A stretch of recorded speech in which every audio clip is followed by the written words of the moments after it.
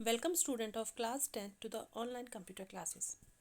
बच्चों, कल हम लाइनेक्स ऑपरेटिंग सिस्टम की बात कर रहे थे। आइए उसमें आगे बढ़ते हैं। लाइनेक्स में हम बात करेंगे CLI इन लाइनेक्स मीन्स कि जहाँ पर हम कमांड्स के थ्रू अपने फंक्शंस को परफॉर्म करेंगे। CLI की फुल फॉर्म क्या है? Command line interface. मीन्स कि जहाँ पर हम कंप्यूटर में शेल प्रॉम्प्ट में जिस लाइन के अंदर कमांड लिखते हैं उसे हम कमांड लाइन कहते हैं। तो मीन्स जब यूज़र उस कमांड लाइन के थ्रू इंटरैक्ट करता है उसे हम कहते हैं कमांड लाइन इंटरफेस। लाइनेक्स आपका CUI और GUI दोनों मोड को सपोर्ट करता है। आइए हम जानते हैं CUI मोड में कैसे काम करता है। So start with it.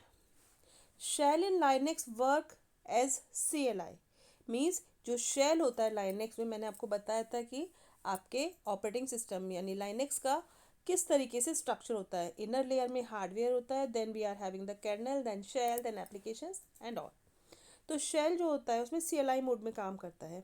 It displays a prompt on the screen at which we can give various commands to perform various task. इसका मतलब क्या हुआ कि ये एक आपको प्रॉम्प्ट शो करता है स्क्रीन पर, जिसके सामने हम बहुत सारे कमांड दे सकते हैं, जिसके थ्रू हम बहुत सारे फंक्शंस को परफॉर्म कर सकते हैं। तो ये जो प्रॉम्प्ट होता है इसे हम शेल प्रॉम्प्ट कहते हैं। शेल प्रॉम्प्ट आपका डॉलर से शो होता है, राइट? डॉलर साइन ये रहा, राइट? डॉलर से शो होता है। आगे बढ़ते हैं। This prompt is known as the shell prompt. The shell interface provides a way to run programs, work with the file system, compile computer code and manage the computer. इसका मतलब क्या हुआ कि जो शेल इंटरफेस है वो आपके programme को रन कराने के लिए एक पाथ प्रोवाइड करता है। वो क्या करता है कि वो कंप्यूटर कोड को कंपाइल करता है। जो भी हमने इंस्ट्रक्शंस लिखी, कोई जो भी कमांड लिखा उसे कंपाइल करता है और फिर उसे कोरस्पॉन्डिंग ऑपरेशन प्रोवाइड करने के लिए कर्नेल को ट्रांसफ़र कर देता है। अब कर्नल जो भी उसके लिए प्रोसेस करने के लिए जिस भी चीज़ की रिक्वायरमेंट होती है उस सबको अरेंज करता है, प्रोसेस करता है और फिर उसके बाद शेल तक आने से पहले वो रिकम्पाइल होता है और फिर यूज़र को आउटपुट प्रोवाइड करता है, right? The line where we enter command along with its option command argument is known as the command line. Means कि वो लाइन जहाँ पर हम ये सारे इंस्ट्रक्शन जो कमांड्स हैं उनको लिखते हैं उसे हम कमांड लाइन कहते हैं। Command line usually ends with a new line character. Command line हमेशा एक न्यू लाइन करेक्टर से एंटर खत्म होती है। अधिकतर हम जैसे ही एंटर की मारते हैं that is considered as a new line character और फिर वो बताता है कि वो खत्म हो गई, वो लाइन कंप्लीट हो गई। The command line completes only after the user had hit the enter key. I told you कि once the user has hit the enter key आपकी कमांड लाइन कंप्लीट हो जाती है। The backslash symbol place at the end of line continues the command to the next line ignoring the hit of the enter की। कई बार क्या होता है कि यूज़र ये चाहता है कि जो उसका कमांड है वो मल्टी लाइन हो, कई सारी लाइन में हो। तो उसके लिए क्या करता है यूज़र कि कमांड लिखा, सपोज मेरा ये डॉलर प्रॉम्प्ट है, मैंने इसमें कोई कमांड लिखा, सपोज हु कमांड लिखा। अब इसके बाद मैं चाहती हूँ कि वो नेक्स्ट लाइन की कमांड को भी पहले एग्जीक्यूट पढ़े, रीड करे, तो उसके बाद इस कमांड को आउटपुट दिखाए। तो यहाँ पर मैं डाल दूंगी इसके लिए, सॉरी ये नहीं, एक सेकेंड, यहाँ सॉरी मैं दोबारा लिख देती हूँ। ये है आपका, मैंने एक कमांड लिखा डब्लू हु और उसके बाद मैंने क्या कर दिया, ये वाला स्लाइन दिया बैक स्लैश वाला, राइट? अब मैं नेक्स्ट लाइन में आ गई। नेक्स्ट लाइन में मैंने सपोज कमांड डाल दिया CAT।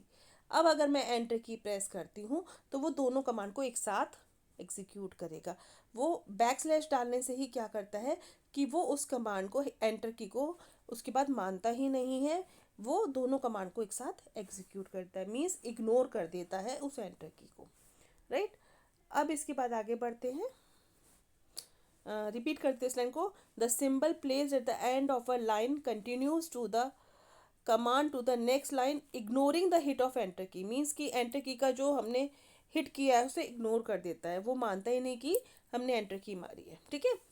अगर हम चाहते हैं कि एक लाइन में एक से ज़्यादा कमांड लिख दें तो उसके लिए आप क्या करेंगे, उन कमांड्स को सेमी कॉलन से सेपरेट कर देंगे।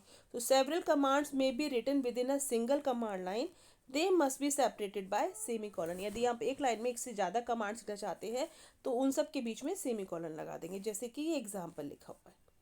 क्लियर है? आइए अब आगे कुछ और एग्जाम्पल्स के बारे में जानते हैं, कुछ और कमांड्स के। अब कमांड्स के बारे में जानते हैं, राइट। Linux command.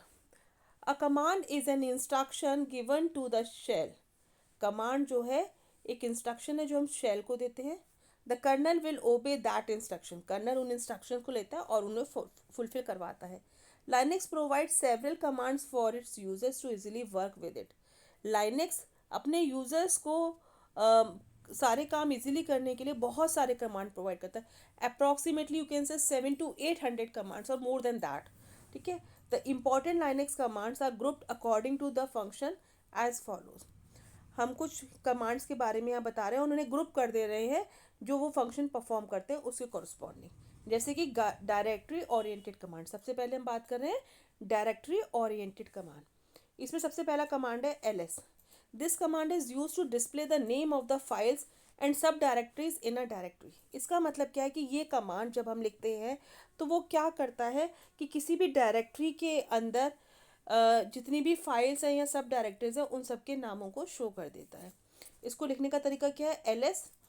इसके बाद हम ऑप्शंस लिखते हैं और डायरेक्टरी का नाम लिखते हैं। ऑप्शन मैं नेक्स्ट पेज पे आपको बताऊंगी कौन कौन से ऑप्शन है, और डायरेक्टरी का नाम जिस भी डायरेक्टरी के अंदर आपको फाइल या सब डायरेक्टरीज के बारे में पता करना है। ठीक है, चलिए मूव करते हैं नेक्स्ट पेज पे। ऑप्शंस क्या क्या है। ऑप्शन सबसे पहले -a। ये आपको बताता है कि जितनी भी फाइल्स हैं, चाहे वो नॉर्मल फाइल हो चाहे हिडन फाइल्स हो, उन सबको लिस्ट कर देगा, आपको पूरी लिस्ट मिल जाएगी। ठीक है। -l, this gives a long listing showing the file attributes and file permission. -l जब हम लगा देंगे तो वो फाइल के बारे में सारी चीज़ें, फाइल के जितने भी एट्रीब्यूट्स हैं वो सबको बताएगा। इसके साथ साथ आपकी फ़ाइल को क्या क्या परमिशन मिली हुई, किस किस फाइल को क्या क्या परमिशन मिली हुई, इन सब की भी लिस्टिंग कर देगा। इसके बाद नेक्स्ट है इसमें -s। ये आपकी फ़ाइल को उसके साइज़ के अकॉर्डिंग सॉर्टिंग वे में शो कर देगा। ठीक है। तो जैसे कि जिसका साइज़ छोटा होगा उसे ऊपर और जिसका साइज़ बड़ा होगा वो नीचे, यानी इंक्रीजिंग ऑर्डर में डाल देगा। -A। आप ध्यान दीजिएगा, ये स्मॉल ए है, ये कैपिटल ए है, क्योंकि आपकी लाइनक्स केस सेंसिटिव है। तो स्मॉल ए कमांड और कैपिटल ए कमांड दोनों का इफेक्ट अलग अलग होगा। तो कैपिटल ए वाले का क्या है, display the files of almost all directories. जितनी भी उसमें डायरेक्टरीज हैं उन सब लगभग सारी डायरेक्टरीज की फाइल्स के बारे में बता देता है। -R displace files and directories in reverse order. Means कि जो आपकी अब तक हम नॉर्मली करते हैं कि फाइल्स है डायरेक्टरीज है, अब यहाँ पर -R कमांड डालने से उनको वो रिवर्स ऑर्डर में शो कर देगा। -F displace the file type along with the name for a directory star for an executable. Means कि आपकी फाइल टाइप का -F जब आप लगाएंगे ls के आगे तो उससे क्या होगा, फाइल टाइप भी आपको शो करेगा। अगर वो डायरेक्टरी का नाम है तो आपका // के साथ आएगा, और अगर कोई वो एग्जीक्यूटेबल फाइल है तो उसके आगे स्टार लग जाएगा। ठीक है। अब आगे -T list the directories according to its creating time. जब भी आपकी कोई भी फाइल बनती है या डायरेक्टरी बनती है कंप्यूटर में तो उसके साथ उसका टाइम लिखा होता है। ठीक है, कि किस टाइम वो बनाई गई। ठीक है। तो क्या होता है कि इसमें क्या करेगा, जब हम -T लगाएंगे तो जितनी भी डायरेक्टरीज हैं उनके बनाने के टाइम के अकॉर्डिंग उन सबको लिस्ट कर देगा। तो इस तरीके से हमारे पास बहुत सारे ऑप्शन हैं। आपको जिस भी ऑप्शन की रिक्वायरमेंट है आप उसके कॉरस्पॉन्डिंग वही ऑप्शन आगे लिख देंगे। आइए इसके एग्जांपल देखते हैं। सबसे पहले ls कमांड। ये सिंपल, जितनी भी करंट डायरेक्टरी होगी, सपोज मेरा $प्रॉम्प्ट ए ड्राइव में, तो ए ड्राइव में जितनी भी डायरेक्टरीज होंगी उन सबको शो कर देगा। ls -R जितनी भी उस ड्राइव में जितनी भी डायरेक्टरीज होंगी उनको रिवर्स ऑर्डर में शो कर देगा। ls*s, इसका मतलब क्या है, स्टार ये आपका वाइल्ड करेक्टर्स को भी शो करता है। मीन्स कि जो भी आपकी फाइल होगी जिसमें स्टार्टिंग के तो लेटर कुछ भी हो सकता है, और जो स्टार होगा वो ये शो करता है कि उसके नाम का आखिरी जो लेटर होगा वो s होगा। जैसे कि एग्जांपल कि सपोज मैं उन सारी डायरेक्टरीज के नाम को शो करना चाहती हूँ जिसमें लास्ट में s हो। सपोज मेरे पास बहुत सारी फाइल है, इसमें कौन कौन सी इंक्लूड कर सकते हैं, जैसे कि एक फाइल हो गई, मैंने बोला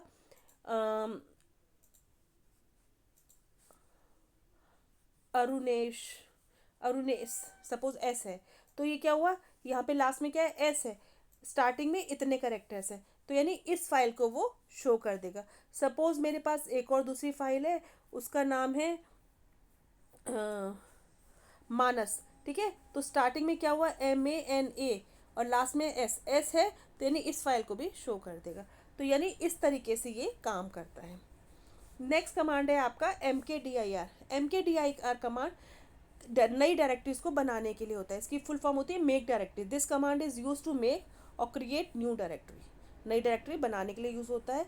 इसका सिंटेक्स है MKDIR, और उसके बाद जो भी नई डायरेक्टरी बनानी है उसका नाम लिख देंगे। एग्जाम्पल MKDIR हर्ष, इसका मतलब क्या हुआ कि ये हर्ष नाम की डायरेक्टरी को बना देगा। नेक्स्ट है RMDIR। RMDIR ये किसी भी डायरेक्टरी को डिलीट करने के लिए होता है। इसकी फुल फॉर्म है remove directory. This command is use to remove delete the specified directories. यानी ये कमांड क्या करेगा, किसी भी डायरेक्टरी को रिमूव करने के लिए, डिलीट करने के लिए यूज होता है।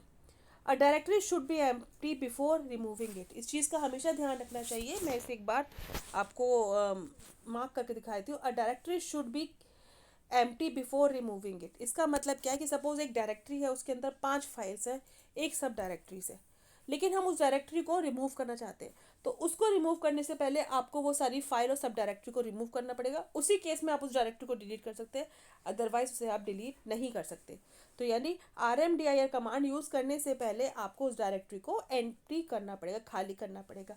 इसका आपका सिंटेक्स क्या है, RMDIR और फिर उस डायरेक्टरी का नाम जिसे आपको डिलीट करना है, ठीक है। एग्जाम्पल यहाँ पे इन्होंने ये डायरेक्टरी नेम ही लिख दिया गलती से, यहाँ पे मैं एक नाम लिख के दिखाती हूँ। सपोज हमने हर्ष टाइप किया था, तो RMDIR, एक मिनट, ये, और यहाँ पे हमने लिख दिया हर्ष, एंटर करेंगे तो यानी हर्ष नाम की डायरेक्टरी डिलीट हो जाएगी। But one thing we have to keep in mind कि हर्ष जो डायरेक्टरी हम डिलीट करना चाहते हैं वो आपकी एम्प्टी होनी चाहिए। आई होप बच्चों आपको इतना समझ में आ गया होगा। आगे का कमांड हम नेक्स्ट वीडियो में बताएंगे। Thank you student for watching the video.